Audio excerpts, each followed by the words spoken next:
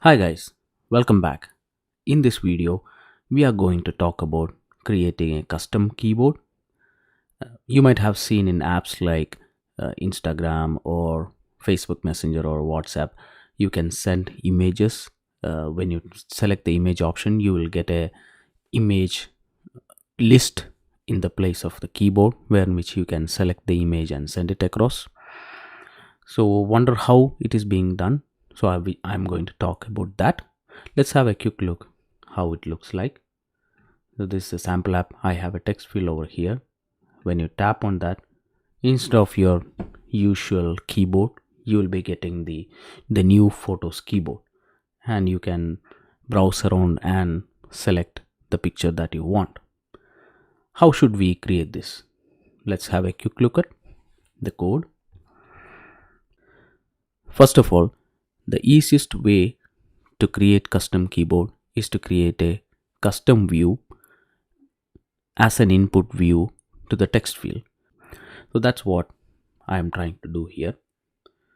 First of all, I created a subclass of UI input view and I call it as UI photo selection keyboard. In the photo selection keyboard input view, I have a collection view called photos collection view. It's nothing but a normal collection view with the translate auto resizing mask set to false, then scroll direction is vertical, and I am telling the size of the item around 200 by 200, which we will recalculate a bit later. Then I register the photo collection cell. Photo collection cell is nothing but a cell with an image. Yeah, so this will just create a collection view, normal collection view with flow layout, setting up the sizes, minimum space, scroll direction, etc. Then you have an initializer. So here I did one approach, like the permission handling. I thought of keeping it different from the view, because most of the apps, like you might have multiple places where in which you select photos or camera. I prefer the permission checks should be somewhere else, and whether the permission is access denied or approved should be passed in as an injection or dependency to this view. So I just thought, like, I created an initializer like this. So whenever you finish the check whether the access is granted or not, you just pass the value accordingly. And if the access is granted, the collection view would be set up. If the access is not granted, a view for no permission would be created, which says like where to go and enable the access permission. Then you have initialize image fetch. I will come to that a bit later. Now setting up the UI is very simple. You will be adding the collection view, then delegate and data source, translate auto resizing mask to false, then anchor the collection view to all the edges of the view. So this will finally end up as an edges to the keyboard view. Now configuring the no access view, again I try to do it programmatically.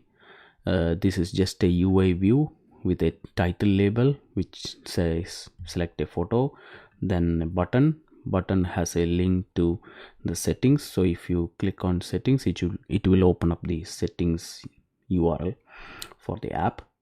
Then a message label which tells the instruction, okay, go to iPhone settings and enable access to photo, whatever you can give. Then I'm just anchoring it to the respective places. The no access view would be the master or the container. Inside that I am arranging the title, message and the settings button to have a nice look. And create UA label again is a convenience function, just to create a label and to have some base settings. Then open settings will fetch the settings URL and try to open the settings of the app. Now initialize image fetch. So in our app we'll be using the photos framework to fetch the photos.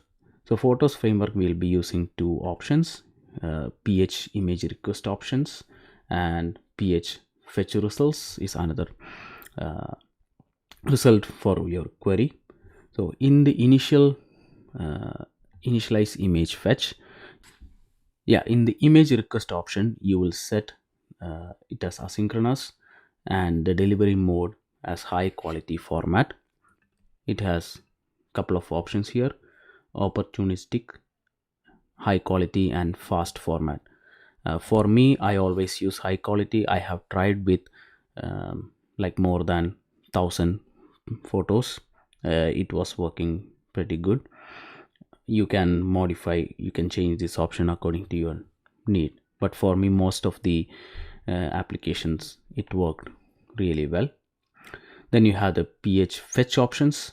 In the fetch options, I'm just fetching with a sort descriptor creation date, so that I can arrange ascending or descending based on the image creation. Then you use the ph asset fetch assets. So here we pass in the option as image. So you have other options like video and audio, and this is not the exact fetch of the image. You will get a fetch results with ph asset. Now let's look at how the collection view is created. So in the number of items in section, you will just return the image asset count, which is the ph fetch results count, which will be the number of photos. Then in the cell408 index path, we'll be getting the ph asset at the path, and then we'll use ph image manager to request the image for this asset. Then we pass in the target size as we defined above, content mode aspect fill, then the image request option, whether this asynchronous, and the delivery quality format. Once the image is received, we just configure the cell with the image. So this is the collection view cell. It has one current image property and an image view. So once an image is received, we'll just set the image to the image view, and we keep a reference to that image, so that when a user taps on a particular cell, we can get the tapped image. And UI is also again the same. You have one image view, translate auto resizing mask to false, and just anchor to all corners. That's all. And here we try to adjust the layout so that we can fit in 3 photos in one row. And in the did select, you can use the get current image to get the image. And to use that, let's go to the view controller. You add a text field. I have added a text field into the storyboard, and then you just need to set the input view of the text field to the photo selection keyboard. So right now I am just hard coding this permission, but when you do it in real project, make sure you have a check before this and pass in that value, respective value. And another important thing is, make sure you have this photo library use a description, and if you are using camera, the camera use a description in the info playlist, else the app will crash.